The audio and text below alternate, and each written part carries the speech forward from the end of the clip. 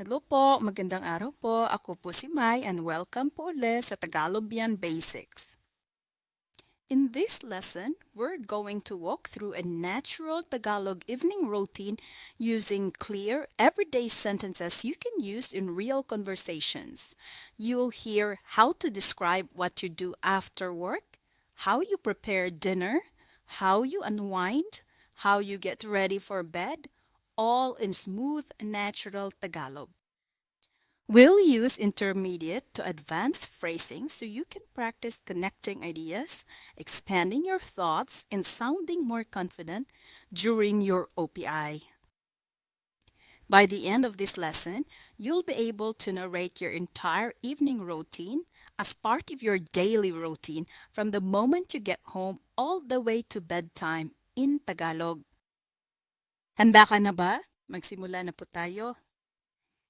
Umuwi ako diretso sa bahay galing sa trabaho.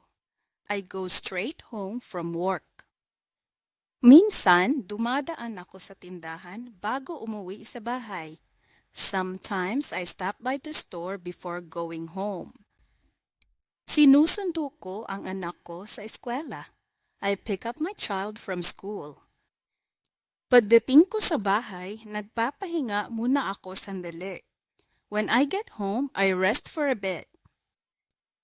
Hinuhubad ko ang sapatos ko at inaayos ang mga gamit ko sa isang tabi.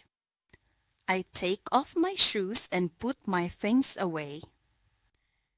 Nagpapalit ako ng mas komportableng damit. I change into more comfortable clothes. Tinitingnan ko kung ano ang pwede kong ihanda para sa hapunan. I check what I can prepare for dinner. Naghahanda ako ng hapunan para sa pamilya ko. I prepare dinner for my family. Nagluluto ako ng hapunan para sa pamilya ko.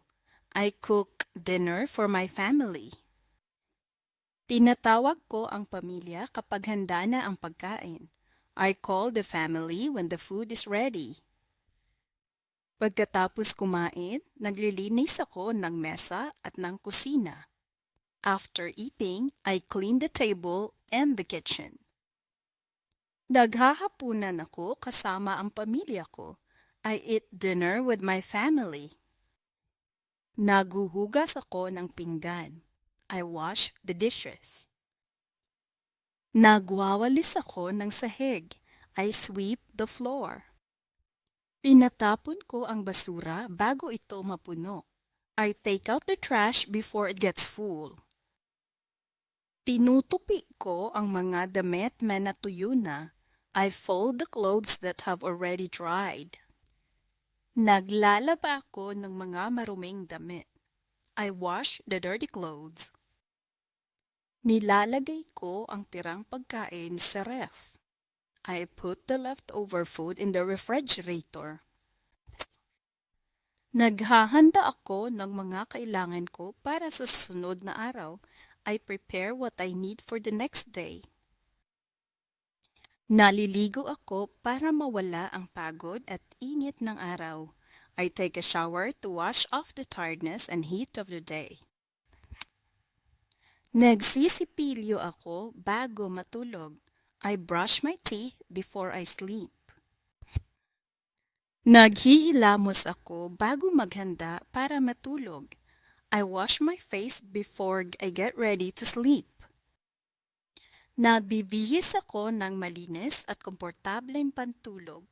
I change into clean and comfortable sleepwear. Naliligo ako bago matulog. I take a shower before I go to sleep. Naglalaan ako ng oras para makipagbanding sa aking pamilya. I set aside time to bond with my family. Tinutulungan ko ang mga bata sa takdang aralin kung kailangan. I help the kids with homework if needed. Gumagawa ako ng aking takdang aralin bago ako matulog. I do my homework before I go to sleep. Nagkukwentuhan kami tungkol sa mga nangyari sa araw namin. we talk about what happened in our day. Nanunood ako ng pelikula bago matulog. I watch a movie before I sleep. Nagbabasa ako ng libro bago matulog. I read a book before I sleep.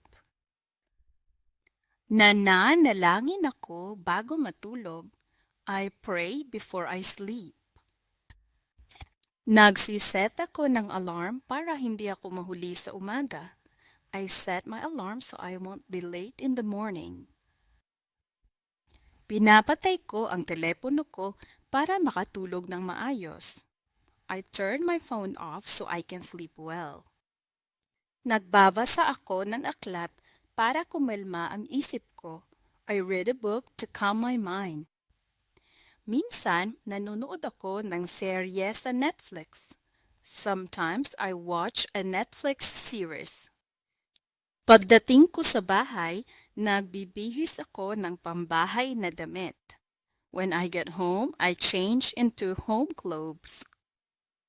Nagpapasalamat ako sa mga biyaya sa buong araw. I give thanks for the blessing for the whole day. Inaayos ko ang kama ko bago humiga. I fix my bed before lying down. Pinapatay ko ang mga ilaw sa buong bahay. I turn off the lights in the whole house.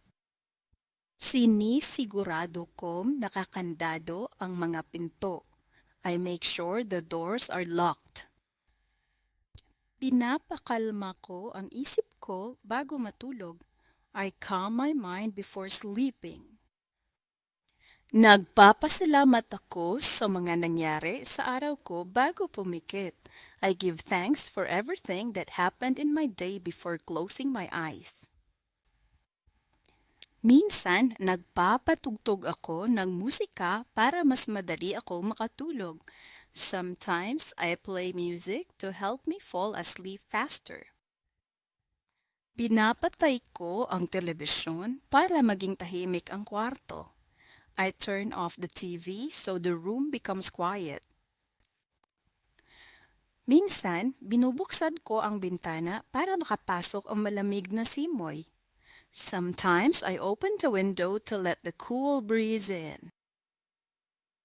Isinasara ko ang mga kortina para hindi pumasok ang liwanag mula sa labas. I close the curtains so no light comes in from outside. Inilalapag ko ang telepono ko sa tabi ng kama para hindi ko na ito hawakan. I set my phone down beside the bed so I won't keep holding it. Karaniwan akong natutulog bandang 10:00 ng gabi. I usually sleep around 10 in the evening. Madalas, 10:00 ako natutulog. I often sleep at 10. Maaga akong natutulog para maaga rin akong magising. I sleep early so I can also wake up early. Now, you can use one of these phrases that suits your evening routine and master it so you can include it when you narrate your daily routine activities. This will help you sound more fluent and confident. And that's it for today. I hope this lesson gives you the confidence to narrate your evening routine smoothly and naturally. Magkita-kita ulit tayo sa susunod ha. Mag-ingat po kayo palagi. Paalam po.